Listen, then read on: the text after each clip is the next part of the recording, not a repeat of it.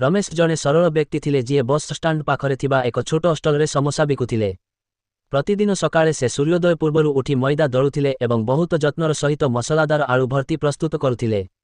तांकर छोट स्टल साधारण देखा जाउथिले, किंतु तांको ताजा समोसार सुगंध दूर दूरांतररु लोकंकु आकर्षित करुथिला। कार्यालय कर्मचारी माने जलखिया पाई अटकिथिले, छात्र माने स्कूल पूर्वरु एक छोट खाद्य खाइथिले एवं यात्री माने गरम चा सहित तांकर खटाकिया खाद्यरे आराम पाउथिले। रमेश केबे धनी होई नथिले, किंतु से गर्वित थिले जे तांको समोसा भोकिला मोहनरे हस बहन करुथिले। गोटिए वर्षा संध्यारे एक छोट पुओ खाली पकेट सहित तांको हॉस्टल पाखकु आसिला। तांकर दुखित आखि देखि रमेश चुपचाप तांकु दुईटी समोसा परिवेषण कले एवं कहिले, जेतेबेले पारिबे मोते देय दियंतु। पिलाटी तांकु धन्यवाद जणाई चालीगला।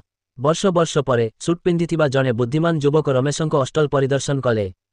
हस सहित से रमेशंकु सेही वर्षा संध्यार मने पकाई देले। से एबे जणे सफल व्यवसायी थिले एवं दयालुतार सेही छोट कार्य तांकु कठिन परिश्रम करिबाकु एवं अन्यमानंकु साहाय्य करिबाकु प्रेरणा देइथिला। रमेशंको हृदय गर्वरे फुलिगला। तांको पाई समोसा विक्रय केवल टंका विषयरे नथिला, एहा हृदय एवं पेटकु मध्य खाद्य देबा विषयरे थिला।